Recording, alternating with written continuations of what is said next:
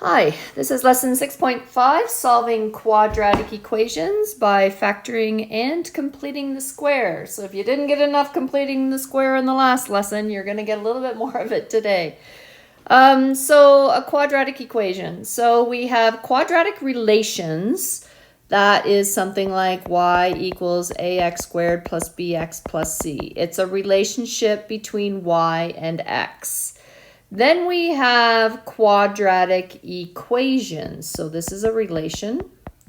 And then we have quadratic equations. And a quadratic equation just has one variable in it. So one variable. And so basically the y is replaced with a 0. So we have 0 equals ax squared plus bx plus c. So now there's only the one variable x. Or you can put the 0 on the other side of the equation. It doesn't really matter. And so basically just like with a quadratic, just like with a linear equation where you have, you could have something like ax plus b equals 0 and you end up with x equals something. Solving a quadratic equation, like solving a linear equation, is finding the values of x that make the equation true. So what value of x is going to make the right-hand side equal the left-hand side? So like with a linear equation, I shouldn't actually write that. So you could have a linear equation that looks something like this. 3x minus 5 equals 7x plus 15. I don't know, something like that. And then you solve it. So what value of x is going to make the equation true? Take the 3x to the right-hand side and bring the 15 over to the left-hand side. You've got negative 20 equals 4x. Divide both sides by 4 and you get x equals negative 5. So if x is negative 5, the left-hand side of this equation will equal the right-hand side of this equation. Solving a quadratic equation is a little bit different than solving a linear equation because with a quadratic equation, since there's two incidences of x, we can't just isolate the x on one side of the equation because there's an x squared and there's an x, and those two things are different, but they are dealing with the same variable. So we can't just say, all right, well, 2x squared plus 3x equals 7. Now what? Now what? And because we can't, if we divide it by 2, then you're going to get x squared plus 3 halves x equals 7 halves. And then if you divide by 3 halves, well, then the x squared is going to get divided by 3 halves. And then what equal, like it just gets all confusing. So it doesn't work. Solving a quadratic is quite different from solving a linear. So when you solve a quadratic equation, these values or the solutions are sometimes called the roots of the equation. Graphically speaking, they are your x-intercepts. Just like when we were finding the x-intercepts with factoring, the roots of a quadratic equation are the same thing as the x-intercepts of the quadratic relation. Okay? So there are basically 4 methods of doing this, and we need to be comfortable with all of them. The first method, which I guess is the easiest because it takes the least amount of thought, it's doing them by technology. So you graph the equations that you're given, and as if the left side, like even when I'm trying to solve this equation here, we could think of this as solving the system y equals 3x minus 5 and y equals 7x plus 15. That's a system of linear relations. And if we solve that system, you're going to get an x value of negative 5. Now, solving a system, you need an actual point, which means you need an x and a y. When you're solving the equation, you only need the x because there is no y in an equation. There's only an x. So we can use technology and graph the related equations or related relations. and then find out where those two things intersect. We can solve by factoring, which, just as I said, the roots of the quadratic equation are the same thing as the x-intercepts of the related relation. And I'll show you what all that means. You can solve by completing the square, and we'll take a look at that one as well. And then the final method is solved by doing what's called the quadratic formula, which I'm going to do in the next lesson. There's just too much to learn in this lesson to be able to put that one in there as well. So that'll definitely be in Unit 6.6. Okay, so let's take a look. Let's start with solving by technology. So solve each of the following using Desmos. So we want to solve, when does the parabola x squared plus 6x plus 2 equals 0? So if we go into, if I choose Desmos here, I'm going to delete all of these. Actually, I'm going to do something different here. I think I can do, oh, perfect. Okay, so we've got y equals x squared, so x squared plus 6x plus 2. And we want to know where, and then on the right hand side, so you got y on this side and you've got y on that side, so you've got y equals 0. Well, y equals 0 is the x-axis, so we want to know where these two lines intersect. And if you're on Desmos, then you have, if you just click on your parabola, then you want to know where the parabola and the x-axis intersect, so you can just click on those 2 points. So when you click on the parabola, that highlights the parabola. It also highlights a lot of important things about that parabola. It'll highlight where the vertex is. It'll highlight where the y-intercept is. It also highlights where the two x-intercepts are. And so again, let me just highlight and there's the x-intercept and there's the x-intercept. So then that means that the answer to part A here are x equals negative 5.65 and negative 0.35, rounding it.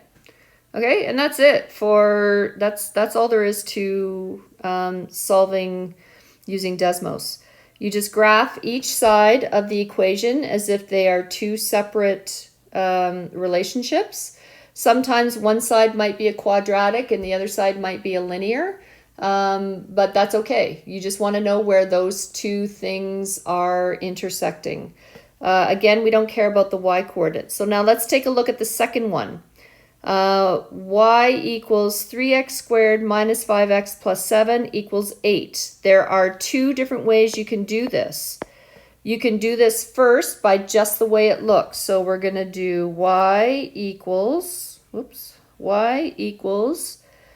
3x squared minus 5x plus 7 on one is the equation on the left-hand side. And then we do a new equation for the one on the right-hand side, and that is just y equals 8. And so you look and see where those two intersect. So let me just... So again, all you have to do is click on one of them, and it will highlight. So again, there's the vertex. Here's the y-intercept. We don't care about those two right now. We want to know the blue graph is the line y equals 8. And then the red graph is the parabola. We want to know where those two things intersect. And they are intersecting at, so for part B, the answers are x equals 1.847 or 1.85, if we just round to 2 decimal places, and negative 0.18. Again, all you need are the x coordinates. We don't need the y coordinates. They equal 8. And again, this equation only has x's in it, so we only need the x's. Okay? Now, your other option for this particular question, let me just see if I can... Okay, your other option for this question is to simplify what we have here.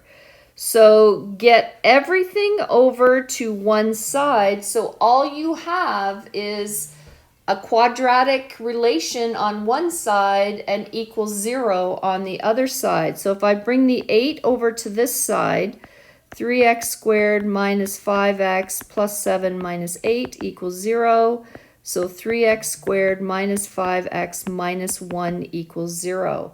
The solution to this should be the same as the solution to that, the first bit there, because they are the same equation, they've just been rearranged. So let's take a look and see if that works. I'm just gonna close these off for a second. So y equals, so on the left side we have y equals 3x squared minus 5x minus 1. And we want to know where does that intersect with y equals 0. And I shouldn't have to put in y equals 0 because that is the x-axis. So that's right here and right here. So you can see that one of the zeros, or one of the roots, or one of the x-intercepts, one of the solutions, the roots, the x-intercepts, the zeros, they all mean the same thing. I should write that down somewhere.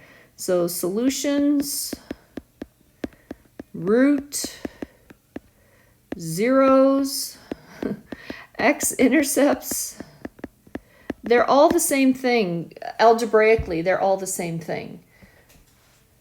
Okay, so you can see 1.85, and we have 1.8, whoops, I lost it. This is the one at 1.85, and then negative 0.18, this x-intercept over here at negative 0.18 is the other one. Okay, so you either, again, you can, if you're doing this graphically, you can either just graph each side as a separate relation and then solve and then see where everything intersects, or you can simplify, get everything over to one side of the equation and have a quadratic on the one side and 0 on the other, and the x-intercepts of that particular parabola will be the solution. So now let's take a look at the third one. I'm going to get rid of all of these. And so on the left side, we have y equals 3 bracket. Oh, sorry, it's negative 3. Let me get that negative sign in there. Okay. And remember in Desmos, the negative and the subtraction are the same thing. So x minus 2, n bracket, bracket, x plus 1, n bracket. So the left-hand side of this is a parabola. And we should notice that it is a parabola, and it's a parabola that's in factored form. And we also know that it's going to be a parabola, or it's a quadratic, because you would end up with an x minus an x, and that'll give you an x squared, which right away tells you that that side is quadratic. On the right-hand side, we have the, can you guess what that should be the graph of? Y equals 7 bracket x minus 4. What should it be the graph of? Hopefully you're saying it's a linear, because there is no squaring of that x anywhere. It's not being multiplied by another x at all to make it quadratic. So it is simply linear. So y equals 7 bracket x minus 4. And so now I'm going to have to fix this. Let me just bring this over here. There we go. And so now you can see we've got the quadratic on the left and we've got the linear on the right, and the solution is where these two intersect. So there's the 2 points of intersection. So for part C, again, we only need the x's. We have x equals 2.7, I'll say 2.77, and the other one is at negative 4 point, approximately 1, if we round to 10, I guess, if we simplify to 2 decimal places. Okay, now again, your other option, let me just go back to the original question. what we can do is expand and simplify. So let's take a look. So -3, if I was expanding this again, I would always multiply the two the two brackets together first. So x times x is x squared, x times 1 is x, -2 times x is a -2x, and -2 times 1 is -2. And that equals 7x minus 28. Expanding the -3 through this bracket, so that's going to be a -3x squared minus 3x plus 6x plus 6. So that's multiplying the 3 through that whole bracket, and equals 7x minus 28. And so we get minus, now bring everything over to the right or the left-hand side. That's minus 3x squared. We've got a minus 3x, a plus 6x, and we've also got a minus 7x, because that minus 7 is, or that 7x is coming over to the other side, so it becomes negative. And then plus 6 and plus 28, because that's coming over there too. This is where quadratics differ from linear. When you're trying to solve a linear equation, you're trying to get all of your x's on one side and everything without an x on the right-hand side, or vice versa. With a quadratic, you want everything on one side. Whether it's the left or the right is irrelevant. Just like with a linear, it doesn't matter if you put your x's on the left or your x's on the right. With a quadratic, you can put all of your x's on the left, or sorry, everything on the left or everything on the right. So minus 3x squared, that's a minus 3x squared. Minus 3 minus 7 is minus 10, plus 6 is minus 4x. And 6 and 28 is 34. So now what I'm going to do is, why did that do that? There we go. All right, so now what I'm going to do, I'm going to just hide those two. And I'm going to graph this new one. So y equals minus 3x squared minus 4x plus 34. And sometimes this is a good way to make sure you've done all your algebra right, because if your solutions are the same, then you know that you've done everything okay. So I'm just going to back that off a bit. So the solution in this case is where it equals 0, and it equals 0 at the x-axis. So there's one solution is 2.765, which is the same as that one. And on the other one is negative 4.099, which is the same as that one. So two different methods when you're doing these graphically. Graph either side as a separate entity, and then here's all three of them on one graph, which is really confusing, and I wouldn't even do this. But you're looking at where the black and the red, no, it's not going to let me, there we go, where the black and the red intersect, or you're looking at where the blue has the x-axes and they're all happening at the same x values.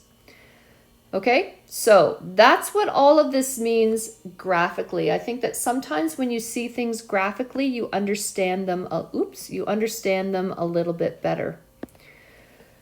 Okay, so now we want to look at, so that was the first one. You can use technology and graph it, and I do it a lot. I use the graphing technique to check my algebraic answers all the time.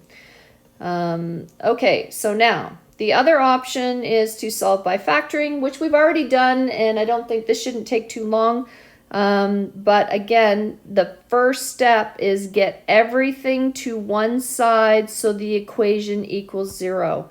It doesn't matter if you get everything to the left or you get everything to the right, but what you may want to do is try to make sure that the A is positive.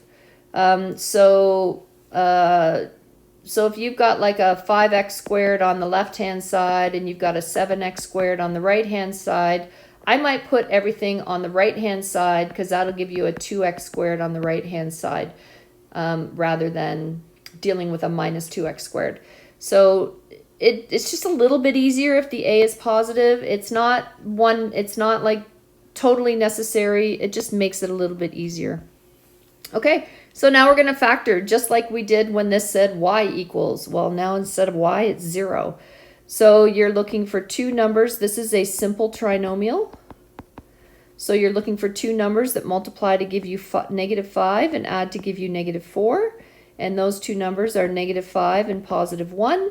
And with a simple trinomial, remember, you can just go right to your final brackets. So that's going to be x minus 5 and x plus 1, which means that x equals 5 or x equals -1.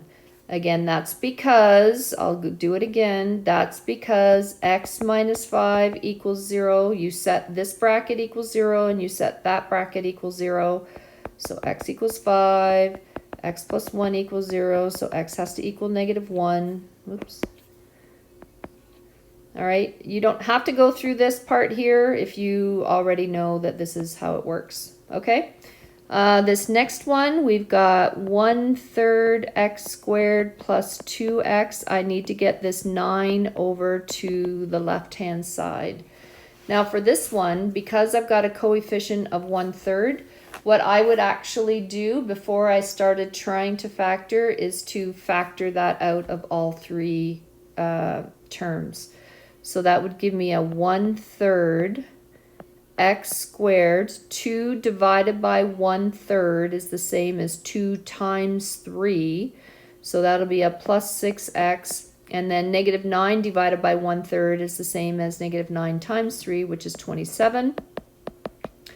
Again, this one is another simple trinomial. So you are looking for two numbers that multiply to give you -27 and add to give you 6. And those two numbers are -9 and +3. And again, since it is simple, we can simply go x minus 9, x plus 3. And then so the x-intercepts are x equals 9 and x equals -3.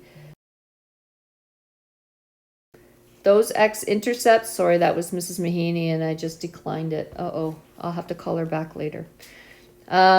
So those x-intercepts are the same as the solutions to this equation. And you can always go to Desmos and graph it and make sure you get it right, okay?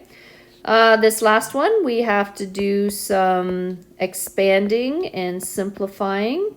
So we got a 9x squared, that'll be a minus 2x and a minus 2.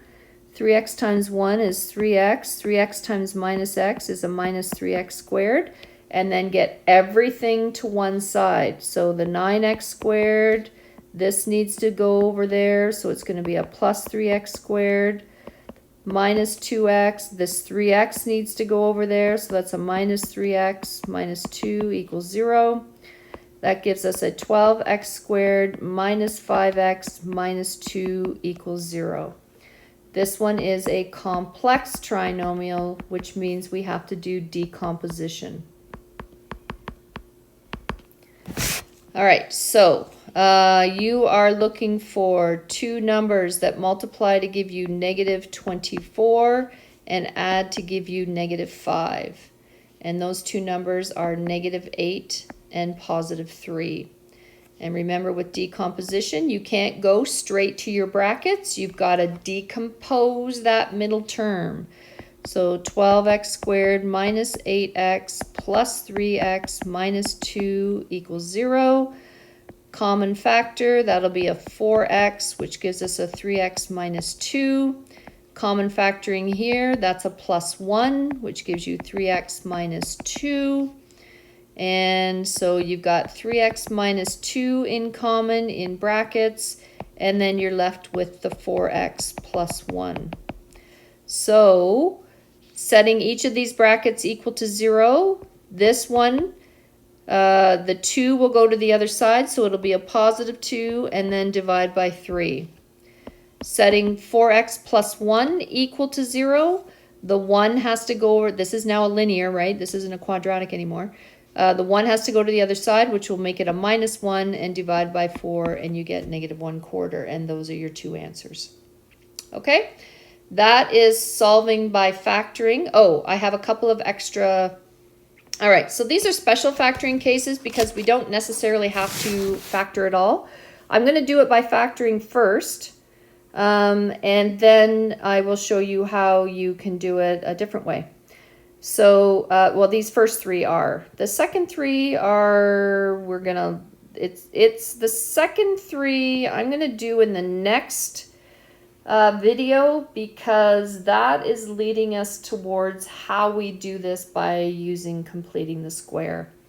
Okay, so x squared minus equals 81. Bring the 81, actually, if you were looking at this, and let's say this was the end of a Pythagorean theorem question, and you got that x squared equals 81, you would say x equals 9. Because in the Pythagorean theorem, you're looking for the length of a side of a triangle, and lengths have to be positive. But this is not really asking you what's the square root of 81. This is asking you what can you square to get 81. And the answer, when you take the square root and you take the square root, the answer is actually plus or minus 9. Because again, it's not asking you what's the square root of 81. That question would look like this. That's not what it's asking you. It's asking you, what can you square? What value can I square to get 81? And I could square plus or minus 9. Now, here's why it works that way using a factoring technique.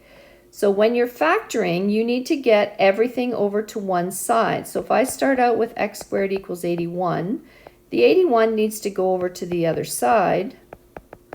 This, if you remember from way back when, this is difference of squares. And the way you factor difference of squares, you can go right to your brackets. The first term in each bracket is the square root of the first term in the difference of squares. The last term in each bracket is the square root of the last term in the difference of squares. One bracket has a plus and one bracket has a minus. And that works that way because if I take x plus 9 and multiply it by x minus 9, x times x is x squared, x times minus 9 is minus 9x, 9 times x is 9x, 9 times minus 9 is minus 81. These two equal 0, so you're left with x squared minus 81. So then this tells us that x equals -9 or x equals +9. And that's why you get two answers here. So for this one, you're going to do, so x is going to equal, equals plus or minus the square root of 5, and you're actually done. You can leave that answer like that. I don't really care what the square root of 5 is. I just need you to know that it's the square root of 5.